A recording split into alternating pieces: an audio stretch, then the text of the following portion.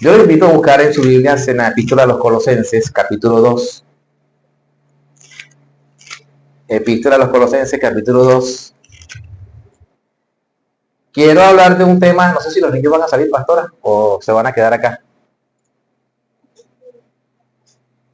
¿Sí van a salir? Ok.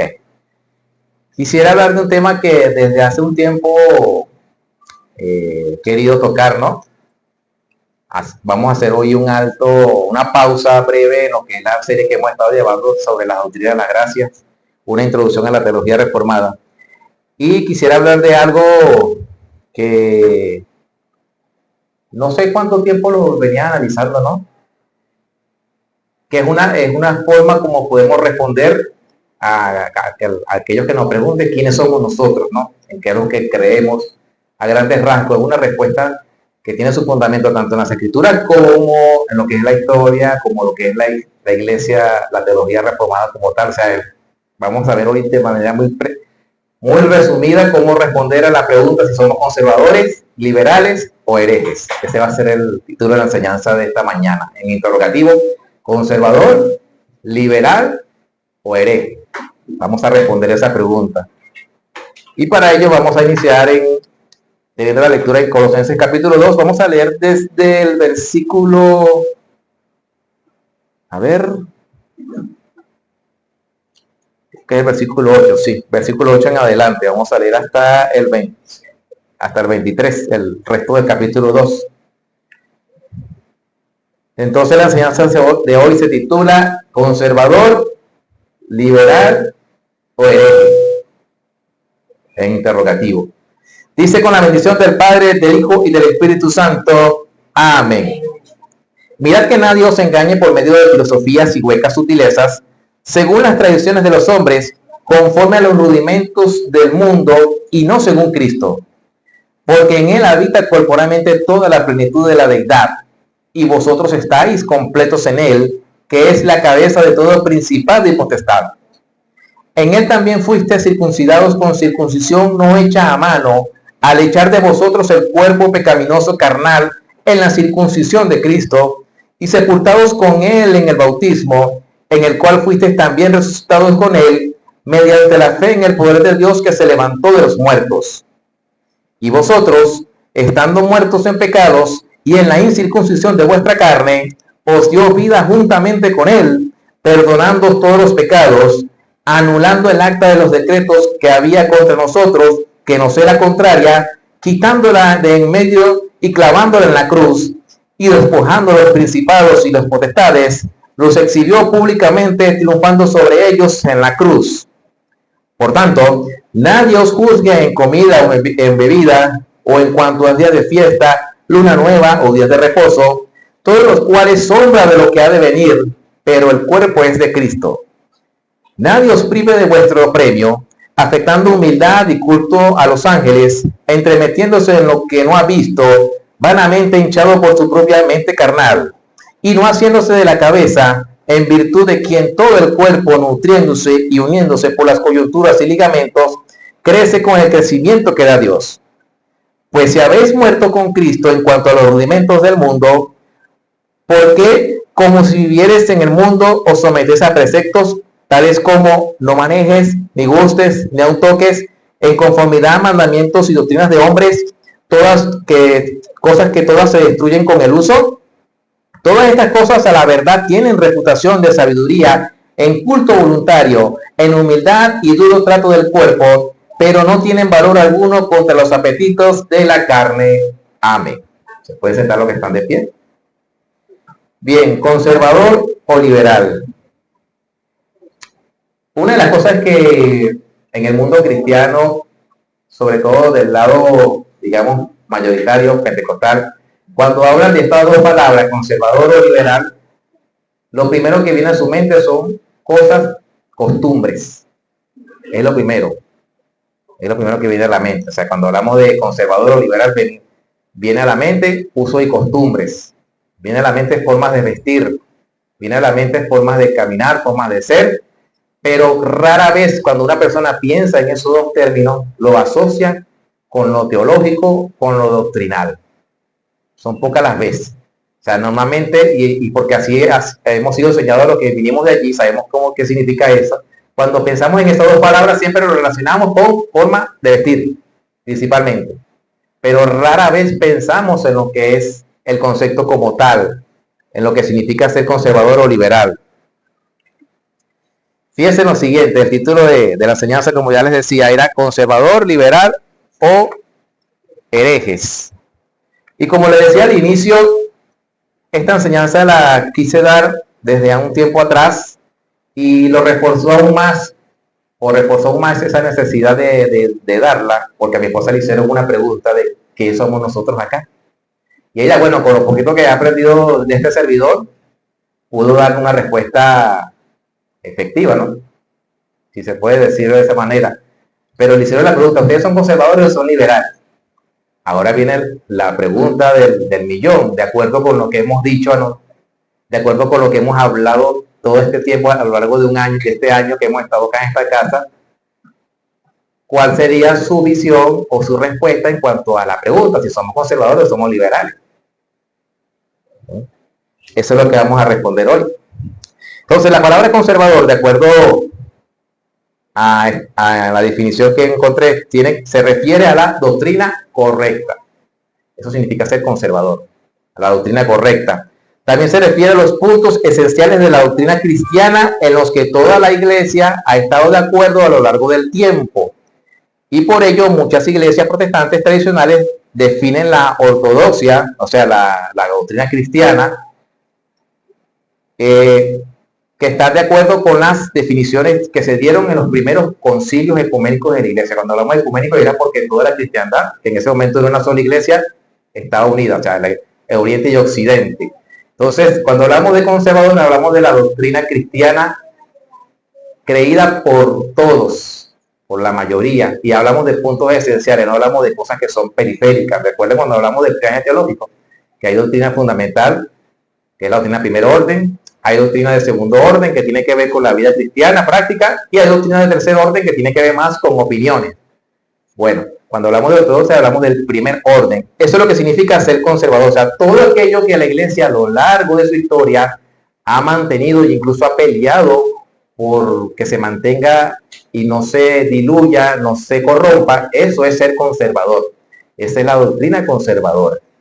Estamos hablando de lo que es fundamental. Estamos hablando de que, por ejemplo, la escritura, la Biblia es la palabra de Dios, que Cristo es Dios hecho hombre, que fue santo, que su nacimiento fue virginal, que la iglesia ha sido comprada a precio de sangre. O sea, cosas que todos los cristianos, independientemente de nuestra posición teológica o de nuestra corriente o de nuestra denominación, estamos de acuerdo.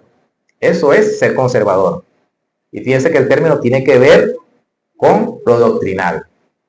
No hemos tocado el punto. Claro, también tiene que ver con la forma de ser, porque si nosotros no somos diferentes al mundo, pues no podemos decir que hemos nacido de nuevo. La evidencia de ser nacido de nuevo es que antes rechazábamos lo que odiábamos a Dios, ahora amamos a Dios. Antes lo que nuestra carne rechazaba, nuestra voluntad, nuestra pasión y deseo rechazaban, ahora lo amamos. Esa es la evidencia de ser nacido de nuevo.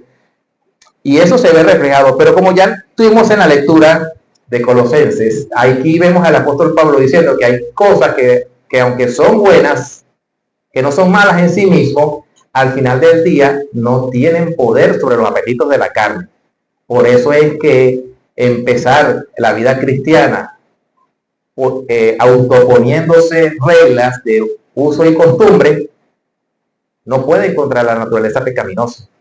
Al final del día la persona sigue siendo pecador. O sea, si empezamos a ver la pureza del cristianismo por uso y costumbre, pues empezamos mal. Jesucristo dijo, es necesario nacer de nuevo. Y solamente se nace de nuevo cuando se predica el evangelio de Cristo, de que Cristo vino a este mundo, murió en la cruz conforme a las escrituras, fue sepultado y resucitó al tercer día conforme a las escrituras. Eso es el evangelio de Cristo. Y eso es ser conservador. Ahora, el término liberal, hasta aquí está claro, ¿no? Lo que significa conservador. Se refiere a la doctrina cristiana, a la pureza del evangelio. Eso es ser conservador. ¿Hasta aquí están claro y entendido? Ok. El término liberal. Cuando hablamos de liberal, como ya le decía, siempre se asocia a uso y costumbre. O sea, esa iglesia es liberal porque las mujeres usan pantalón. O es liberal porque se maquillan. O es liberal porque usa zarcillos. Eso es que cuando una persona dice el término liberal, asocia con eso. Está tan arraigado que prácticamente es lo único de lo que se piensa. Pero el término liberal viene de un movimiento que surgió en Europa en el siglo XVII, sobre todo XVIII, XIX, principio del siglo XX, en el cual comenzó a surgir el movimiento del Renacimiento, que buscaba volver hacia lo que eran las filosofías antiguas, por ejemplo la griega, la romana. Ahí vino esa explosión, por eso se llama el Renacimiento, porque los intelectuales de ese tiempo comenzaron a buscar en esos textos, y también se caracterizó ese movimiento de ese tiempo porque el hombre pasaba a ser el centro del pensamiento humano. Ya no era Dios quien ocupaba el primer lugar, sino el hombre. Hasta ese momento la vida se veía a través de las escrituras, a través de las confesiones de fe que hasta ese momento existían, y Dios era el centro de la sociedad en ese tiempo. Eso sucedió en los países, en Alemania, por ejemplo, donde comenzó el movimiento liberal, un país de la Reforma Protestante. ¿Qué planteaba el liberalismo en ese momento? Que después se conoció como liberalismo teológico, que dado que el hombre debía volver a sus raíces, entre comillas, y el hombre ya era el centro del pensamiento del ser humano, pues también había un movimiento dentro de allí que se llamaba el racionalismo. Y el racionalismo planteaba que todo debía procesarse a nivel de la razón. En otras palabras, aquello que no se podía comprobar pensando, viendo, palpando, no se podía tomar en cuenta. Eso trajo como resultado que la Biblia comenzara a ser cuestionada, porque como ya se hacía todo de manera racional, de pensar con el pensamiento humano, se echaba a un lado lo sobrenatural, y la Biblia es un libro sobrenatural. Entonces, episodios como la creación, como la caída, se veían como una metáfora, o sea, algo que nunca pasó. Ahí comenzaron a decir los teólogos liberales que Moisés no escribió el Pentateuco, que Isaías no escribió el libro de Isaías, sino que fueron 3 Isaías distintos, que el Antiguo Testamento no se escribió en el tiempo de Moisés, como lo conocemos nosotros, sino siglos después, que el Nuevo Testamento no se escribió en el primer siglo, sino siglos después. Eso es el liberalismo teológico. Y eso golpeó el corazón de la iglesia en ese tiempo, a tal punto de que muchos empezaron a elaborar la teología liberal, o sea, buscando como de acomodarse a la corriente de ese mundo, terminaron rechazando lo sobrenatural de la Biblia y de Dios. Entonces ya la Biblia no era un libro espiritual, sino un libro que podía verse desde el punto de vista moral. Eso es el liberalismo. Entonces, los hechos debían ser verificados a la ley de la razón, el racionalismo, lo que puso la Biblia en duda como un libro sobrenatural. Eso es el verdadero liberalismo teológico. Fíjense que no tiene nada que ver con uso y costumbre. Tiene que ver con un movimiento teológico en el cual se ponía en duda las escrituras. Eso es liberalismo teológico. De hecho, hay seminarios en la actualidad que aún tienen esa visión, o sea, son seminarios liberales. Por ejemplo, el seminario Fuller en los Estados Unidos. Dice el doctor Emanuel Hernández que el que entra en ese seminario termina saliendo ateo. En lugar de salir creyente, termina saliendo ateo.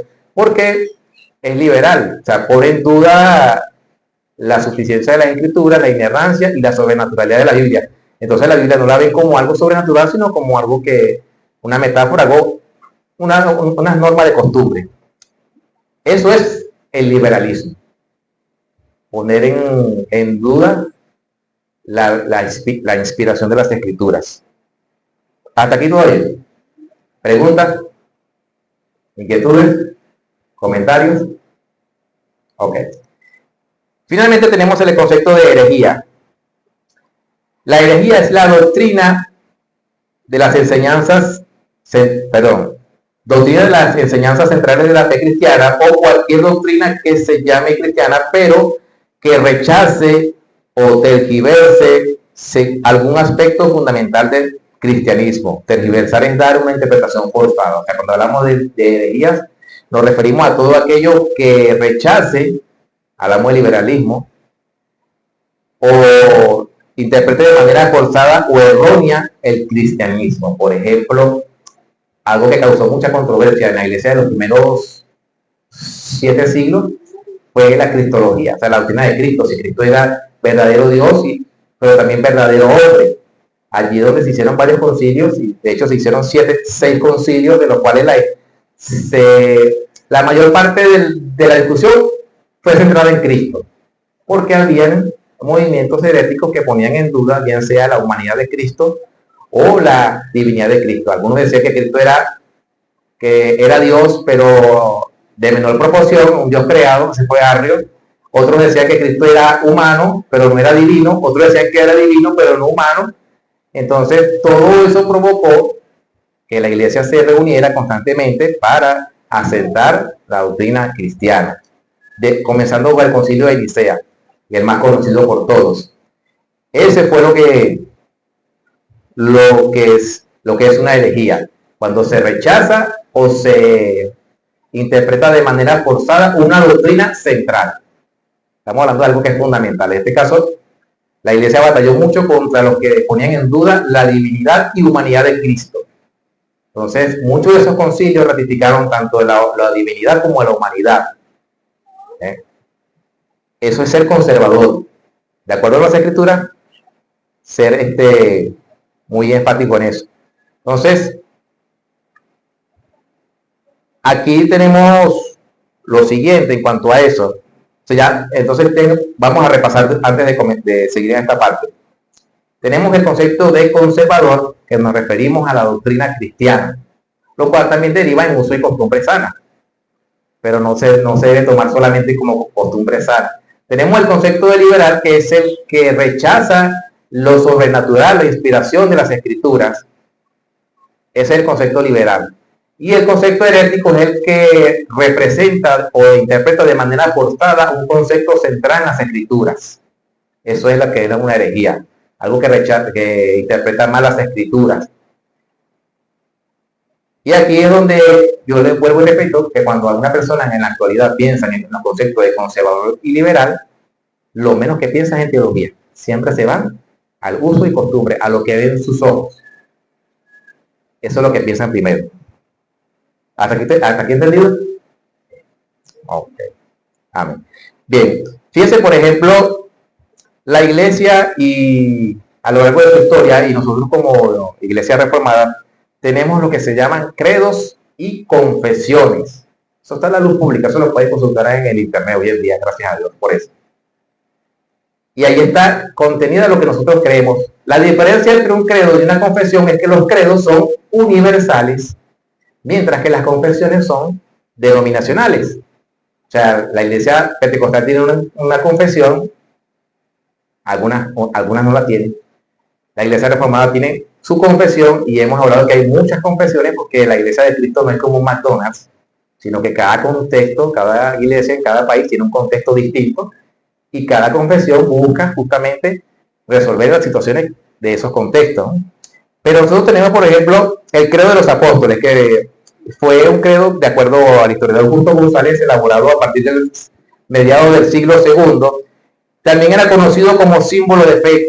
Ahora, la palabra símbolo no es como la conocemos hoy en día, sino que en ese tiempo tenía el significado de reconocimiento.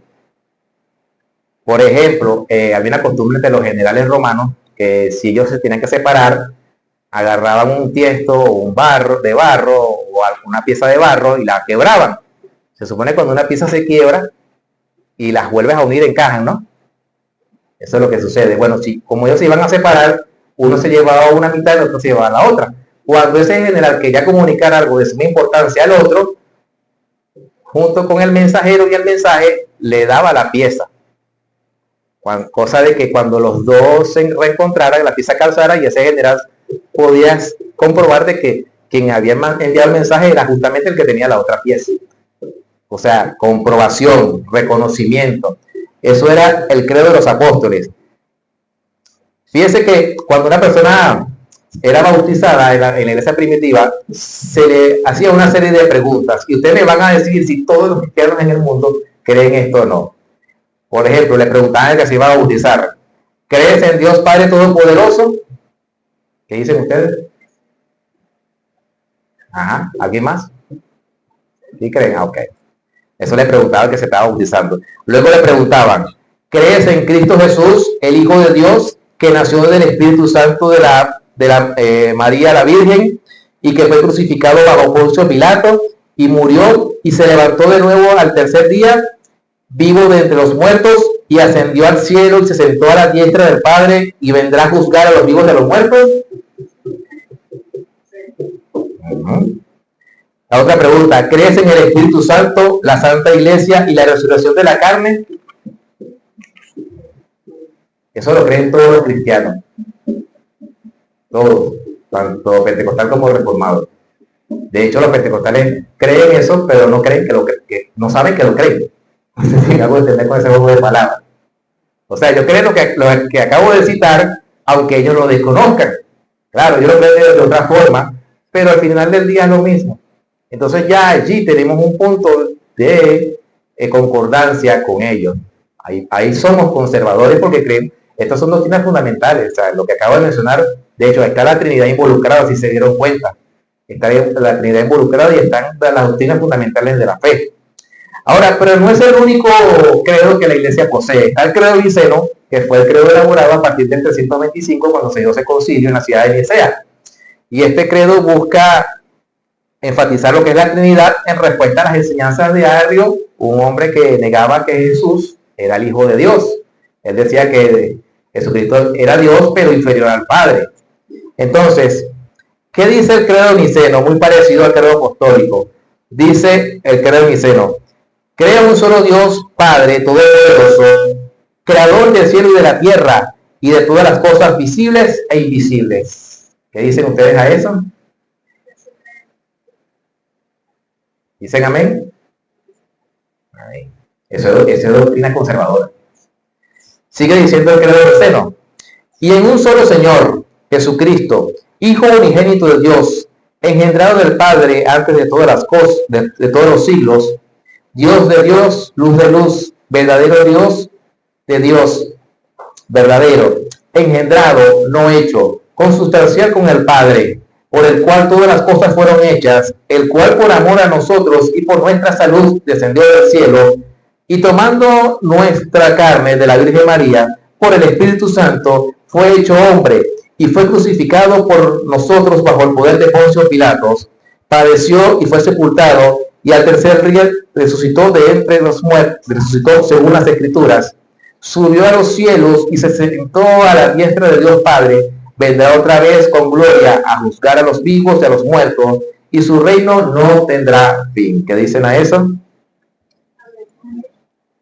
¿Creemos eso en este lugar? Esa es doctrina ortodoxa. En otras palabras, doctrina fundamental. Porque eso es justamente lo que nuestro Señor hizo. Cuando dice que es engendrado, esa es una palabra para definir su eternidad.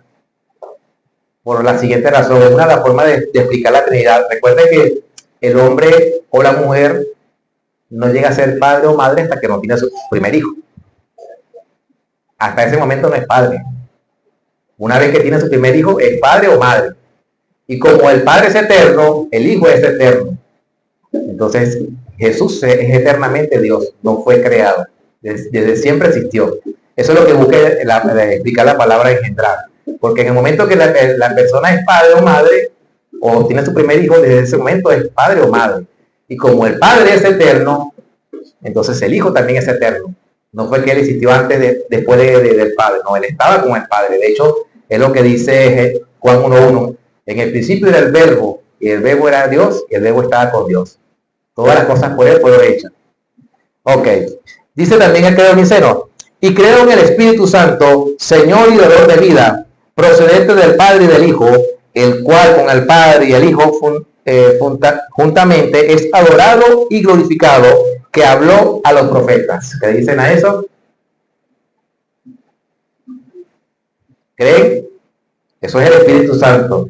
Señor dador de vida, procedente del Hijo y del Padre, el cual junto con el Padre y el Hijo es adorado y glorificado, que habló a los profetas. O sea, así como el Hijo es adorado, el Padre es adorado, el Espíritu Santo también es adorado porque es parte de la divinidad, la tercera persona.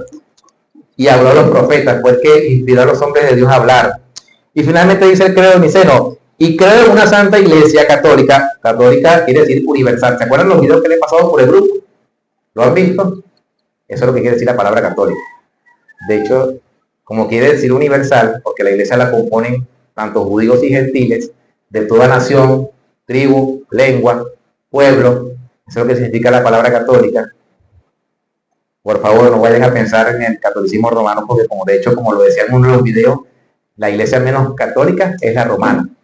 Porque no, al abrogarse una sede, deja de ser católica, deja de ser universal.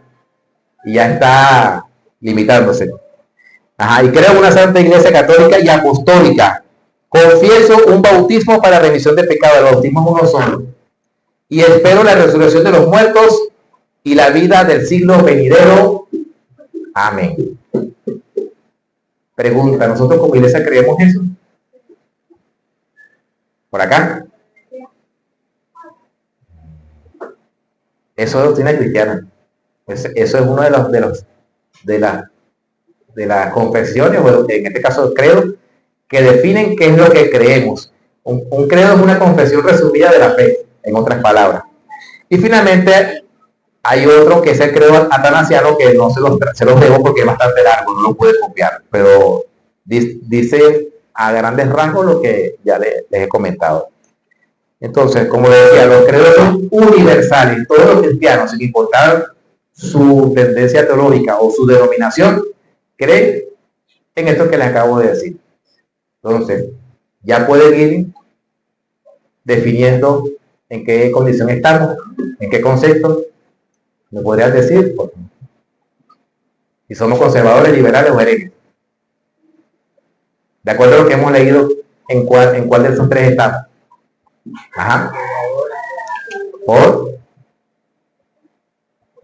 Pero somos conservadores por. O sea, ¿cuál es la razón de por qué somos conservadores? ¿O por qué nos definimos conservadores? Porque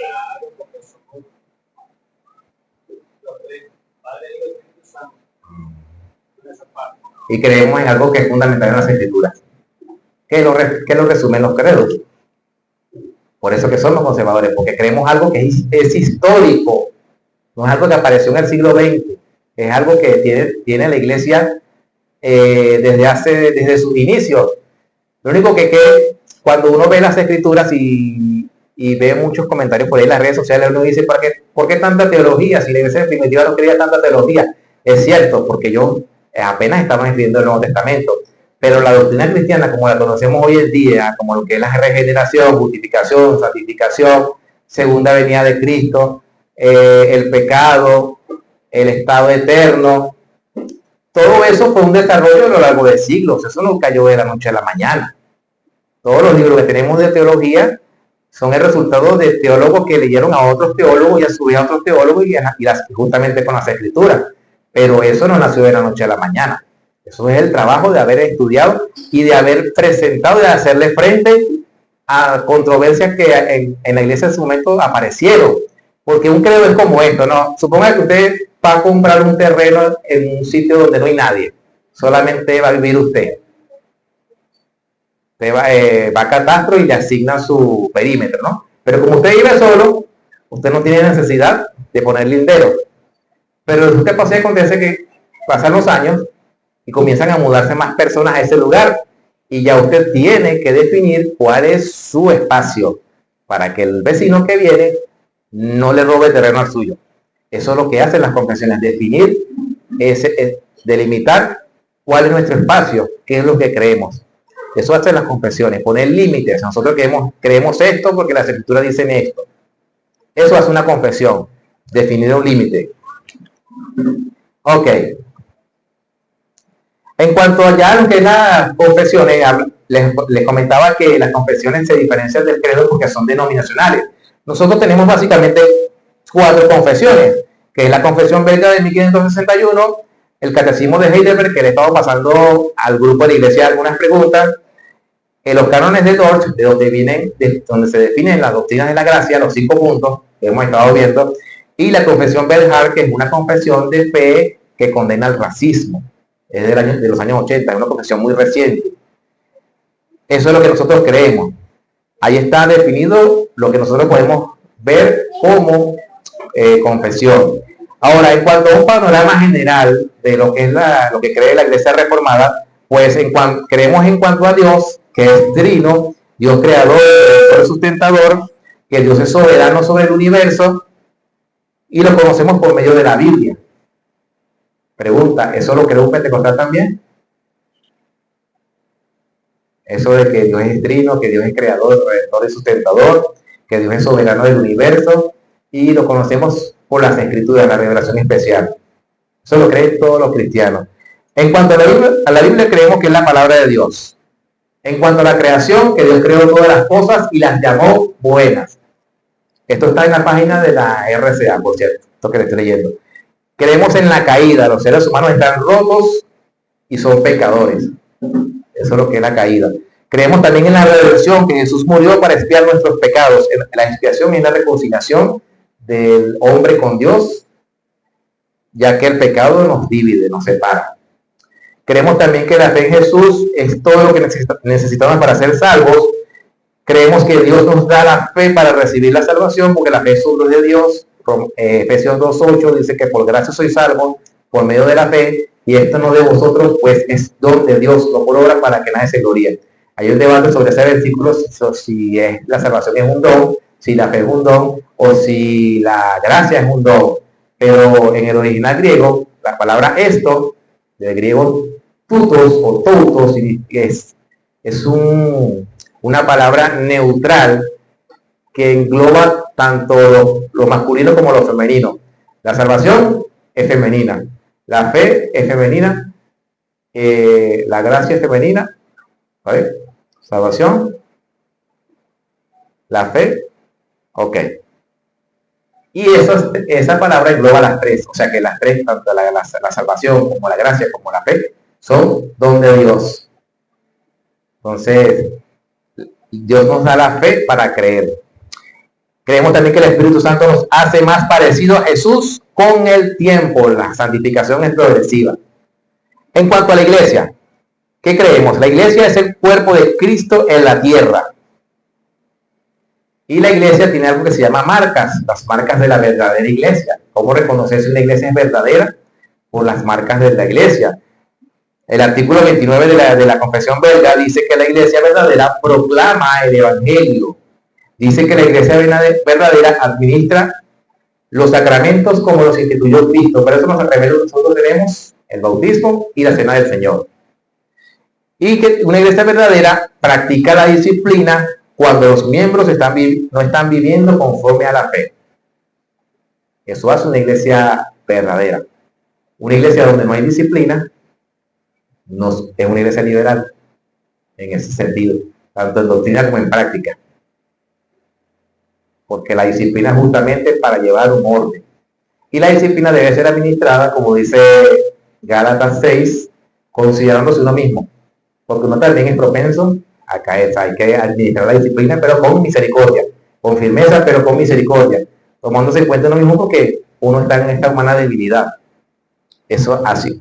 Entonces, una iglesia verdadera, una iglesia que proclama el evangelio, que administra los sacramentos y imparte la disciplina. La iglesia está llamada a encarnar el evangelio de Jesús en la palabra y obra, eso lo creemos. También creemos en los sacramentos, que son señales y sellos de las promesas celestiales de Dios. Ya hablamos de que sacramentos son prácticas instituidas por Cristo, que son sellos del evangelio, y tenemos el bautismo y la cena del Señor. También creemos que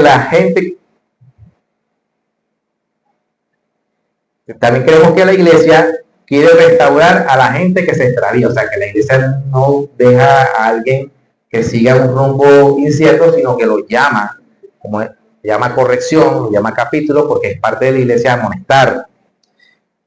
La iglesia también creemos que la iglesia es el cuerpo de Cristo sacado de la familia de la humanidad. Y finalmente creemos en la segunda venida y la restauración, donde esperamos cielos nuevos y tierra nueva. ¿Preguntas hasta acá? Ok, quise traerle por acá una ilustración de lo que sería una iglesia que tiene credos y confesiones de una iglesia que no tiene ninguna, o que simplemente no le da importancia porque está pendiente de otra cosa, para no entrar en detalle. Fíjense, cuando una iglesia tiene credos y confesiones, tiene la Biblia como su base, además interpreta la Biblia de una manera histórica, que es lo que dice aquí abajo. ¿A qué nos referimos cuando hablamos de historia?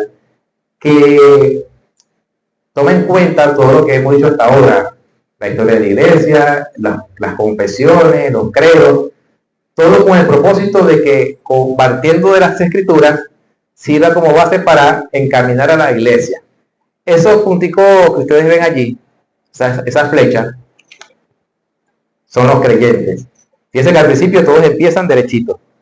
En algún momento algunos se desvían a derecha o izquierda. Pero ¿qué pasa cuando hay credos y confesiones, que son estas flechas que sirven como pared? Sirven como pared, son como unas columnas, como dice mi esposa.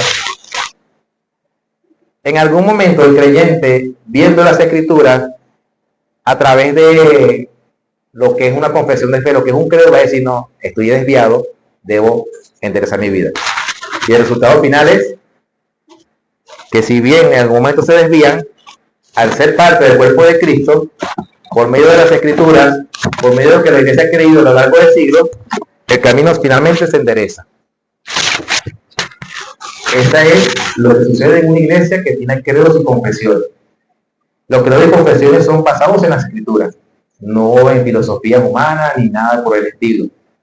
Todo parte de las escrituras. Los credos y confesiones ayudan a entender las escrituras, pero no son infalibles, así que decirlo. No son infalibles porque son redactados por seres humanos. Lo que sí ayudan es mucho a entender las escrituras. Ayudan a entenderlas, ayudan a saber por qué la iglesia cree tal o cual cosa. Por ejemplo, en el concilio de Nicea, que se redactó o se definió el credo niceno, pues ahí vemos la doctrina de la Trinidad. Allí la vemos ya bastante definida. Ahora, ¿qué sucede cuando una iglesia no tiene una confesionalidad definida? Sucede esto. Todos empiezan bien, en el primer amor que llevamos, pero muchos se desvían. Como no hay una contención a los lados que le diga que estás cometiendo errores, entonces son muchos los que se van a derecha o izquierda. Y son pocos los que se mantienen derechitos en la visión del Evangelio. Eso es de lo que Dios tiene misericordia, que no permita que se volteen ni a derecha ni a izquierda. Pero estos que se desvían no necesariamente que son falsos cristianos, sino que no están siendo enseñados. Entonces vemos un paternalismo de parte de muchas personas que confían mucho en su liderazgo, en lo que el líder les diga. Y el pastor se la pasa aconsejando y aconsejando, claro, si no le enseñan las escrituras, donde pueden tener miembros que saben qué hacer en un momento determinado, que van a consultar a Dios en su palabra, que si van a llamar al líder es porque realmente no saben qué hacer, pero que normalmente harían lo que se les enseña. ¿Qué es lo que sucede en este caso? Aquí dice interpretación sin historia, porque no se toma en cuenta todo lo que ha dicho la iglesia. Hay algo que hay que tomar en cuenta. Una doctrina no es verdadera porque sea antigua, es verdadera porque tiene su base en las escrituras. Como tampoco una doctrina no es falsa porque sea nueva, sino que no tiene su fundamento en las escrituras.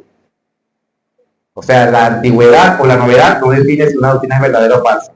Lo que la define es si tiene apoyo bíblico, si podemos decir, escrito está, como dijo nuestro Señor en la tentación. Eso es lo que define la veracidad de una doctrina. Pero también la historia ayuda mucho. Ya hemos visto los concilios, ya hemos visto con qué batalló la iglesia y cómo resolvieron esos problemas. Y eso, como dice por allí, el que desconoce su historia, tarde o temprano repite los mismos errores. Y esto es lo que ha hecho la historia, la iglesia durante el siglo XX. Repetir una y otra vez los errores que en el pasado ya se combatieron. Actualmente hay una corriente filosófica, o bueno, herética en este caso, porque ya fue condenada por la iglesia, lo que es el pelagianismo. ¿Se acuerdan cuando hablamos de cómo se trató el problema del pecado a lo largo de la historia de la iglesia? Que hablamos de pelagianismo, el semipelagianismo y el agustinianismo. Bueno, el pelagianismo está resucitando hoy en día bajo una teología que se llama el provisionismo. Eso está... Porque ¿qué enseñaba Pelagio? Que el hombre no nació afectado por el pecado de Adán y por tanto puede buscar a Dios. Eso están enseñando ellos. Claro, no le ponen pelagianismo, le ponen otro nombre, pero es como dice por allí. Perdón, algunas doctrinas algunas herejías no son tan nuevas.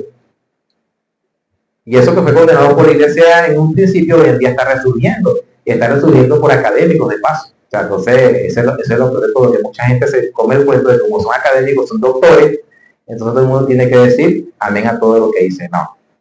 Uno como cristiano tiene la capacidad de discernir, y aunque no seamos académicos, decir eso es falso, eso no es bíblico.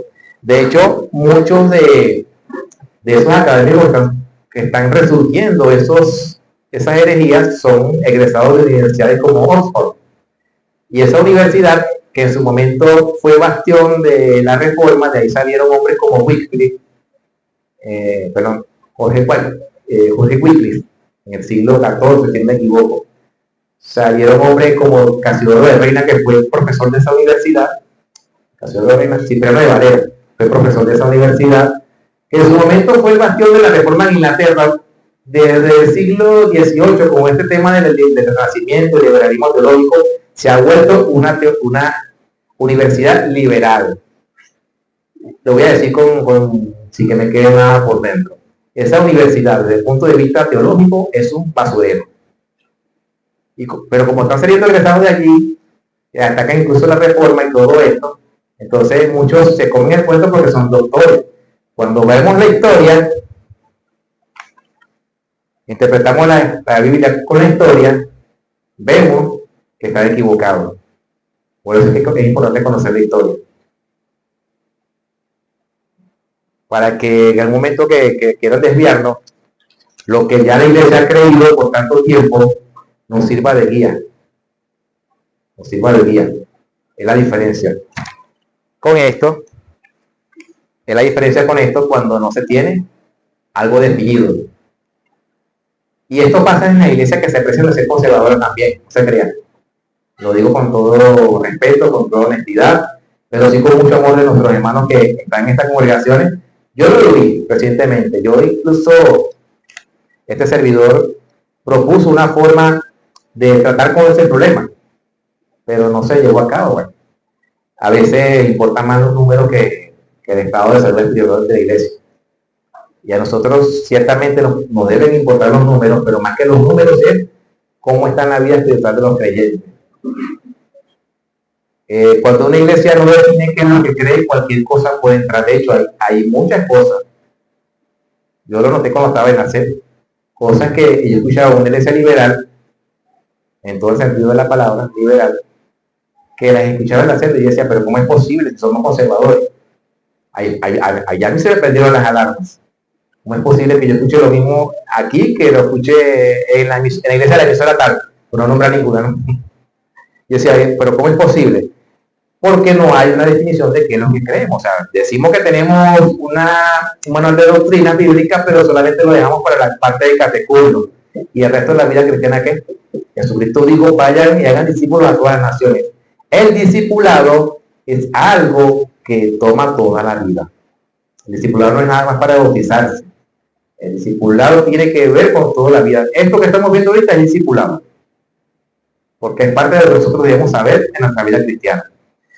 Quiero finalizar con lo siguiente. Cuando se tiene una confesionalidad, cuando una iglesia es confesional, la manera de predicar, la manera de ser, difiere de una iglesia que no lo tiene. Por favor. Quiero terminar con esto, ¿no? Hay un autor cristiano que se llama James White. De hecho, yo le pasé este video a ustedes en el grupo. Y él es un hombre que es un académico, es doctor, pero también ha debatido con ateos, con musulmanes, con cristianos de otras tendencias teológicas. O sea, tiene un historial de debate porque el hombre ha estado allí. Pues. Y él le escribió un artículo que se llama 10 razones por las cuales no unirte a una iglesia bautista reformada. En este caso, bueno, nosotros no somos bautistas, pero sí somos reformados. Los bautistas reformados comparten mucho con la iglesia reformada como tal. De hecho, la confesión de ellos del 1689 es muy parecida a la confesión de Westminster del 1646. De hecho, algunos dicen que es una calca. Lo único que cambian son algunas palabras, pero son iguales. ¿Sabes? Pero cambien el título y digan, póngale 10 razones para no unirte a una iglesia reformada. 10 razones para no unirte a una iglesia reformada. Algunas yo las he experimentado estando acá, porque de verdad que el cambio es significativo. Pero dice, la primera razón para no unirte a la iglesia reformada es, no siempre tendrás la opción de salir sintiéndote bien contigo mismo después de cada sermón. En muchas ocasiones saldrás con una inquietud muy grande de arrepentirte de tus pecados. Hay algo que se ve mucho en una iglesia y es el emocionalismo. Son los sermones que apasionan, que emocionan, de mucho amén, aleluya, gloria a Dios, pero que tienen poco contenido bíblico. Y la persona sale emocionada y qué tremendo mensaje, qué bueno que Dios nos mandó este día. Pero, ¿y la convicción del pecado? Las escrituras dicen en 1 Corintios 14 que la profecía es para exhortación, edificación y consolación. Si un mensaje no tiene esos tres componentes, es una profecía mala. No siempre la exhortación va acompañada de lo que es la emocionalidad, sino de un cambio de mentalidad de decir, oye, estoy fallando en esto, qué bueno que Dios me habló esta noche. Y esos son mensajes que no emocionan, pero que edifican. Es la diferencia. Segunda razón para no unirte a una iglesia reformada es, no tendrás la opción de escuchar sermones de la misma manera de la que estás acostumbrado. Es algo que yo he notado estando en este lugar, ¿no? En muchas ocasiones, en la mayoría de las ocasiones será versículo por versículo y muchas veces no serán sermones relevantes de la situación actual. O sea, esos sermones que preparan algunos predicadores conforme a lo que estamos viviendo, que tienen la idea motivacional, que en cierta manera no es malo motivar a la iglesia de Cristo, pero más que motivar debe ser edificado, porque a la hora de la prueba, ¿qué es lo que uno debe recordar si no las escrituras? A la hora de un momento de prueba, Dios mío, ¿qué hago? ¿Qué puedo hacer? ¿Qué esperanza tengo en esta situación? Si solamente he recibido sermones motivacionales, pues poco voy a recordar las escrituras, o voy a recordar de manera equivocada. Tercera razón para no unirte a una iglesia reformada es, no tendrás la oportunidad de ser entretenido, no queremos entretenerte. A este lugar no venimos a ser entretenidos, venimos a ser edificados. Si bien es cierto, en algún momento podamos tener algún espacio para distraernos un poco, sin embargo, la finalidad número uno de venir a este lugar es de conocer el consejo de Dios, no venir a ser entretenido. Ahora, yo sí le pido a Dios que me dé siempre la gracia de conocer el Señor en este lugar, pueda ser entendido y que mi audiencia no se, ¿cómo diría? No se me duerma. Yo también le pido a Dios eso, que me pueda entender de principio a fin. Ok, cuarta razón para no unirte a una iglesia reformada. No tendrás la oportunidad de asistir a múltiples programas durante la semana para llenar tu agenda. Simplemente no tenemos programas para ofrecerte. La iglesia debe tener servicio de oración, enseñanza, escuela dominical, pero no tener una agenda de todos los días para mantener a la iglesia entretenida. Oye, o sea, nosotros también tenemos vida que vivir. Tenemos un hogar que cuidar. Y si nos pasamos todos los días entretenidos en la iglesia, ocupados en la iglesia, estamos trabajando en la obra, pero no con el Señor de la obra, que es distinto. O sea, es algo que es paradójico, ¿no? Estamos en la iglesia, pero no estamos con el Señor de la iglesia, porque estamos creyendo que en el tiempo de ocupación estamos siendo útiles, pero resulta que a veces son actividades para llenar una agenda. Quinta razón, no tendrás la opción de esconderte entre la multitud. Creemos en la rendición de cuentas unos con otros. Las iglesias grandes, pues, los miembros se pueden esconder. Como no hay disciplina, no hay seguimiento. Y si no hay seguimiento, hay un desorden, no hay rendición de cuentas. En este lugar, yo siempre lo he dicho, yo les rindo cuenta a ustedes en el sentido de mi moralidad, de mi conducta, que debe ser transparente. Y ustedes, a su vez, entre nosotros tenemos esa rendición de cuentas, que el día de mañana pregunten por el hermano fulano a algún desconocido y ese desconocido pueda decir que es un verdadero cristiano. Eso es lo que importa, eso es lo que vale. ¿Qué ve el mundo de nosotros? 7. Los demonios son bíblicos y serios. No somos una comunidad que busca ser amistosos para que busques a Dios. De hecho, las escrituras nos enseñan que fuera de la regeneración, ninguno busca a Dios. O sea, los demonios son bíblicos y serios. No queremos ser, ¿cómo se llama eso? Caerle bien a todo el mundo. Aunque uno no quiere caerle mal a todo el mundo, ¿no? O sea, es algo inevitable. O sea, uno siempre busca que uno sea respetado, aceptado, pero no siempre va a haber esa aceptación. De hecho, a nosotros que no nos han dicho, como iglesia, que no nos han dicho. 8, te pediremos que aplique lo que escuchas en los sermones de tu vida. O sea, esto de aquí siempre va a ser una constante de parte de este servidor, por ejemplo, de que todo lo que yo les pueda enseñar en el amor de Cristo, ustedes lo apliquen en su vida. Es lo que yo hago a diario.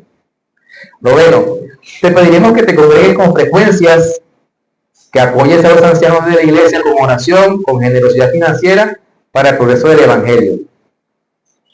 Muchas iglesias piden que se congreguen, pero no siempre van al mejor lugar. Y 9, experimentarás convicción de pecado de una manera regular y consistente. Cuando los sermones son bíblicos, cuando los sermones son serios, cuando los sermones buscan edificar, siempre van a despertar en uno esa sensación, esa convicción de pecado. Oye, estoy fallando en esto, tengo que mejorar mi conducta. Y eso sucede cuando los sermones son bíblicos. Entonces, esto es 10 razones para no congregarte en una iglesia reformada. Todo lo demás es todo lo demás, como decía el video. Bien.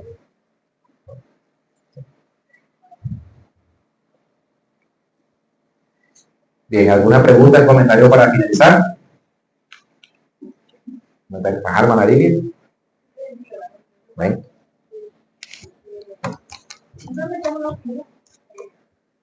En cuanto al tema, me pareció muy interesante y muy específico en cuanto a nuestra doctrina. Y me gustaría que la reforzara en cualquier otro momento, debido a que hay personas que, por razones humanas, no pueden venir. Y también el grupo, porque en el grupo se mueve toda la información y me parece muy interesante, porque hay puntos muy específicos, puntos muy claros en los que nosotros, como miembros de esta iglesia, yo veo que deberíamos reforzar cada día más. Hablábamos la semana pasada que tenemos que venir a aprender, saber cuál es la doctrina realmente que estamos manejando, que tenemos este conocimiento bíblico y esa enseñanza que Dios nos da. Me parece muy interesante el tema de hoy, de verdad. Y me gustaría que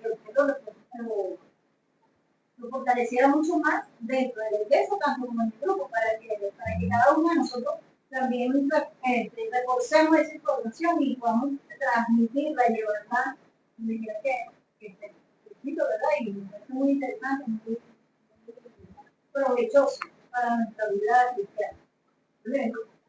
Amén. Señor bendiga a la hermana Lidia. ¿Alguien más?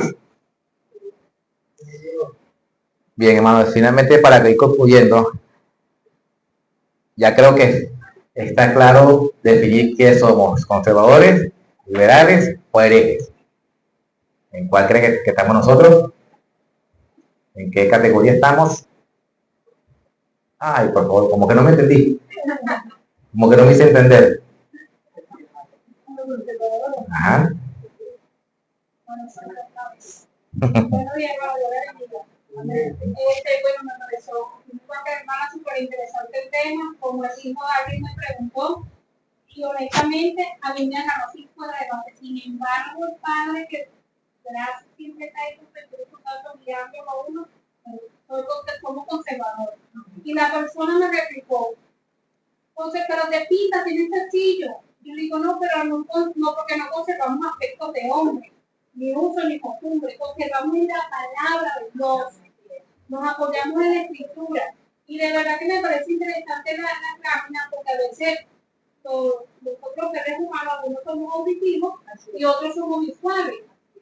Y la lámina, o sea, nosotros como conservadores, nuestra base es la Biblia, la escritura. Y entonces él me decía, no, pero eso todo nos apoyamos en la Biblia, pero el detalle es la interpretación. Porque fíjense, si damos una interpretación histórica, uno puede ir estudiando los hechos que han venido aconteciendo y ir analizando. Oye, esto con esto, y esto primero, y esto después. O sea, y a medida que uno se va estudiando, va profundizando en ese conocimiento, no va a venir cualquiera a decir, no, no, que no es así, no, porque eso es lo que hace el estudio y la preparación. Nos arma de herramientas y de valores para uno poder defender la palabra de escritura, no, así por esto y por esto. Mientras que si no hay una interpretación histórica, pasa como la lámina, hay esa distorsión, la gente se va, que está en el año, porque no sabe. Mi esposo decía la pared, pero yo lo veo como columnas los credos y las confesiones. Columnas porque son los que nos van a delimitar el espacio, tanto espiritual como físico. Si yo sé, oye, que hasta aquí debo llegar, o sea, yo no me voy a exceder. ¿Por qué? Porque tengo una base que es hasta aquí. Mi esposo decía algo del perimetraje, ¿no? De cuando estamos en el lindero, sí. un lindero, eventualmente pasa acá en lo espiritual, en el conocimiento. O sea, yo tengo un conocimiento que me dice esto hasta aquí. O sea, de aquí para allá no me voy a exceder porque la interpretación con la historia es la que me va dando ese conocimiento, esa enseñanza, esa preparación. Y bueno, reitero, somos conservadores porque conservamos la palabra, preservamos la escritura a base de una interpretación histórica. Y nuestro lindero, nuestra columna, van a ser nuestras confesiones y credos, que son los que nos van a delimitar el espacio. Pastora. Hace meses atrás me conseguí con dos pastores, en la cual estos pastores me dijeron, oye, ahora que me dices a él, yo digo, no, está equivocado. Porque primero y principal, sigo siendo conservadora, pero predico las palabras de Cristo. Herejía es lo que no creen en Cristo. En este particular, ustedes tenemos que ir a la raíz. Y, número 2, de así lo que entremos en debate en cuanto a la palabra. No nos vamos a dejarlos así. Yo digo, no, pero vamos a hacer un debate. Fue cuando entró cielo de hacer el debate. Y entonces quedamos todavía necesitando de tal debate, lo que para la conferencia, digo, en cualquier momento preparo esa conferencia, ustedes con su palabra y nosotros con la palabra, porque es una sola palabra, no vamos a discutir en cuanto a la palabra, es una sola palabra. Y aparte de eso, tengan entendido que somos conservadores, pero predicamos la palabra de Cristo. Amén, amén. Se bendiga a los hermanos que han participado. ¿Alguien más? Ok, hermano Níger, se quedó hoy. Sí. Bueno, usted dijo algo hace un momento, sí. Bueno, eso es como las orejitas de la autopista, ¿saben? Las que guían al vehículo. La raya. No, bueno, las rayas y están las otras que ahora pusieron al lado izquierdo. No, oiga. con globitos, globitos, Otro gato, sí. laminitas que pusieron tanto como en el piso, en la raya, y tanto ahora como en la defensa. Tú sabes que va a llegar un momento que se puede enviar un hueco, una broma, pero tú sabes que inclusive que no puede ver ni siquiera luz, pero tú te vas a tirar por ahí. A base de esto, ¿verdad? De lo que estamos hablando. Pero si al final de esa autopista hay un desvío y hay un semáforo con la luz amarilla, es lo que ocasiona el desvío. Empiezan a desviarse para todos lados. Sí. Y por eso es que hay que aprender muy bien dónde estamos montados. Eso es lo que buscamos en este lugar. Por eso estamos enseñando en la doctrina de la gracia para definir, para que ustedes conozcan qué es lo que creemos. O sea, para conocer qué es lo que creemos, porque yo también estoy aprendiendo, no se crean. Yo también aprendo. Y en ese sentido, pues, estamos enseñando la doctrina de la gracia. La próxima semana vamos a retomar el punto número 2, que es la elección incondicional. Vamos a retomar otra vez lo que vimos el año pasado para comenzar de cero este año con ese punto. Y bueno, eso es lo que nosotros creemos. Recuerden entonces que nosotros tenemos una fe histórica porque está basada en la historia de la iglesia. Tenemos unos credos que definen nuestra doctrina, que son basados justamente en la Biblia, que tenemos unas confesiones a las cuales acudir cuando queremos conocer algo más de un pasaje de la Biblia, de un aspecto de la vida. Por ejemplo, la confesión el catecismo de Heidelberg habla, no recuerdo muy bien la pregunta, habla de la providencia de Dios. ¿Sabes qué es la providencia de Dios? La providencia de Dios es ese poder mediante el cual Dios gobierna todo, aún las catástrofes, aún las hambrunas, aún la muerte que está bajo el dominio de Dios. Aún eso, aún lo que para nosotros es la calamidad, está bajo el control de Dios. Cuando nosotros tenemos conocimiento de esos conceptos que dice la Biblia, evitamos lo que hace muchas personas por ahí, empiezan a hablar refiriendo a la muerte, refiriendo al espíritu de robo, refiriendo todo eso que lo cual Dios en la escritura lo tiene en su mano, en su diestra de poder, no se le escapa nada. Pero nosotros como a veces medio despistados, pues empezamos a hacer lo que los demás hacen. Por eso les decía que hay cosas que están entrando en la iglesia que se prefieren ser conservadores, que realmente no son. O sea, si Dios tiene control de la muerte, y así como Dios determinó nuestro nacimiento, también ha determinado el día de nuestra muerte, ¿qué tenemos que estar nosotros dependiendo de la muerte? Si hasta eso está en manos de Dios. Cuando Job vivió toda su calamidad, él dijo: Jehová dio, Jehová quitó. Sea el nombre del Señor bendito. Eso solamente lo podemos aprender, solamente podemos reaccionar de esa manera cuando estamos instruidos en las sanas palabras. De resto vamos a hacer como los demás, reprendiendo todo el mundo y no asumiendo nunca que Dios es soberano y tiene control de todo. Bien, vamos a hablar. Señor, te doy gracias en este momento, Dios mío. Gracias eterno por tu palabra que está para nuestros pies, iluminar nuestros caminos, Dios amado.